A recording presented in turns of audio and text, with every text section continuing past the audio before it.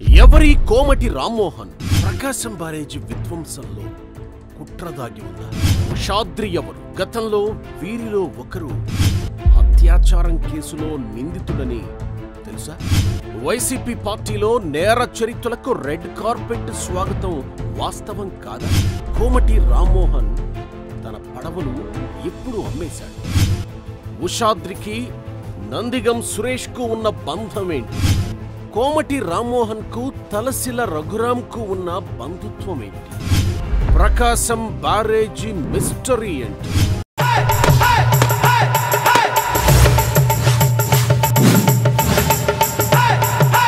Welcome to journalist laundry.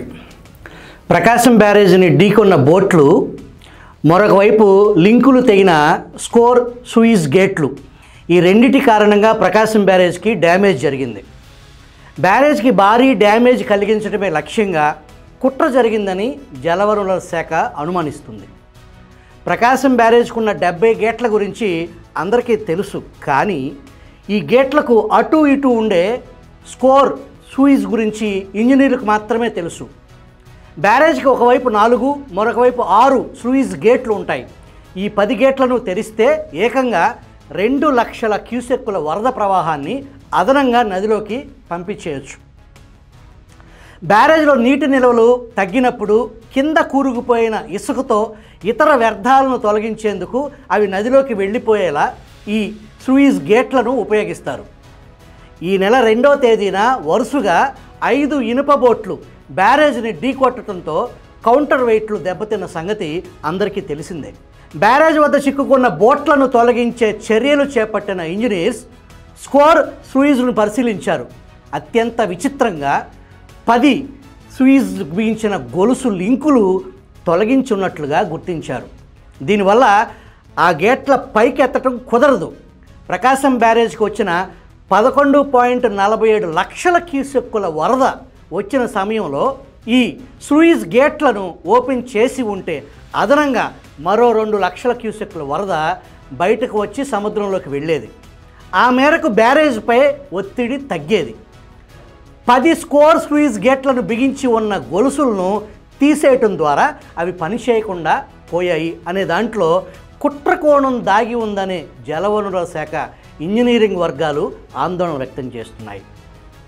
Suisse గొలుసుల గురించి, వాటి ప్రాధాన్యం గురించి సాంకేతికంగా తెలిసిన వారే ఈ పని చేసి ఉంటారని జలవనరుల శాఖ భావిస్తుంది. ఇది ప్రమాదమో యాదృచ్ఛికమో కాదు. పొరపాటు జరిగితే ఏదో 1-2 గేట్లకు గొలుసులు ఊడిపోవచ్చు, కానీ మొత్తంగా 10 గొలుసులు దెబ్బతినవు. దీనిపై లోతుగా దర్యాప్తు చేస్తే అసలు విషయం బయటపడుతుందని ఇంజనీరింగ్ నిపుణుల అభిప్రాయం. గతంలో చంద్రబాబు ఇంటిని ముంచటం కోసం నాటి వైసీపీ ప్రభుత్వం పనిచేసిందనే విమర్శ ఉంది. చంద్రబాబు ఇంటితో పాటు అమరావతిని కూడా ముంచేస్తే అమరావతి ముంపు ప్రాంతం రాజధానికి పనికిరాదు అనే వాదాన్ని బలపరచడం కోసం ఆనాడే వైసీపీ పన్నిన కుట్ర అనేది కూడా దర్యాప్తులో తేలాల్సిన అంశం. అందుకు సాక్షి కొండవీటి వాగు ఎత్తిపోతల పథకం.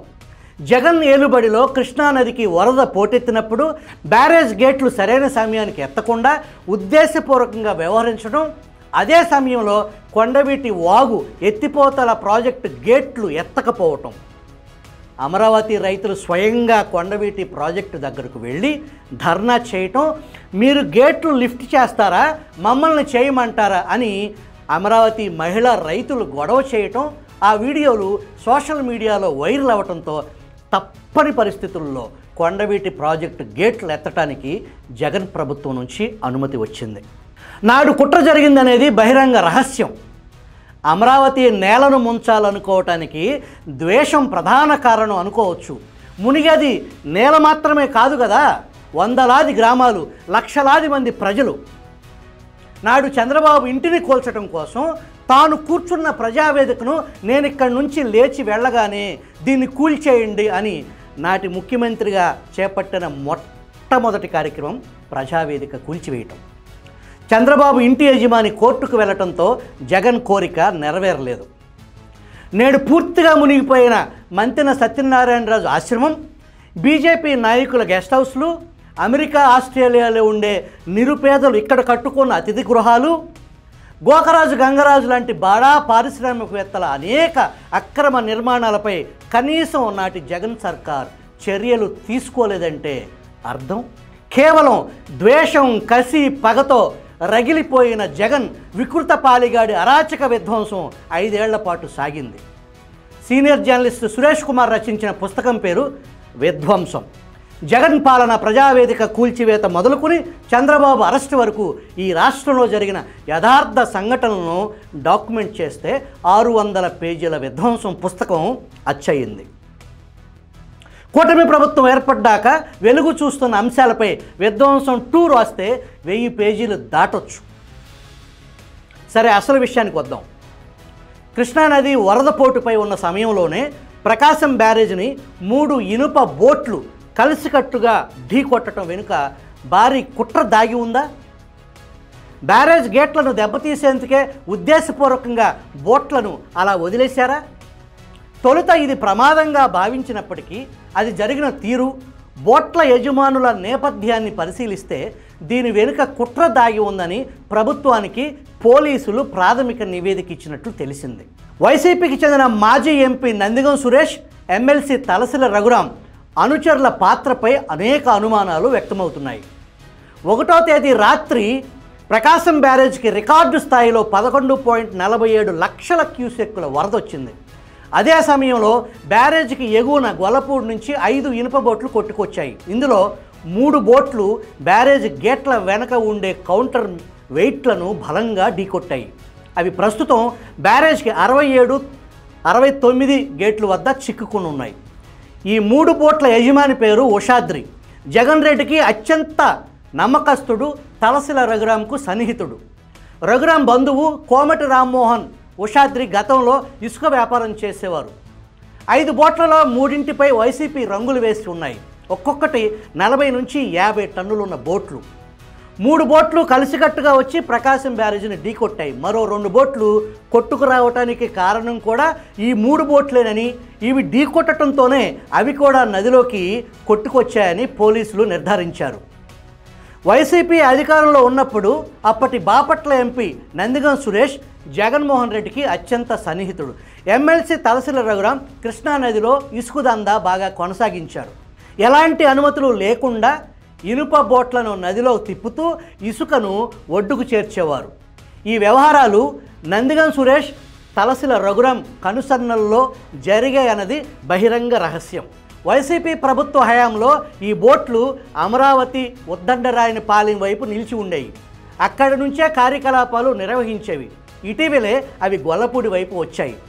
కౌంటర్ వెయిట్లకు జరిగిన నష్టంపై KRC, Krishna river conservation PVR Krishnarao Vijayawada 1 town పోలీసులకు ఫిర్యాదు చేశారు.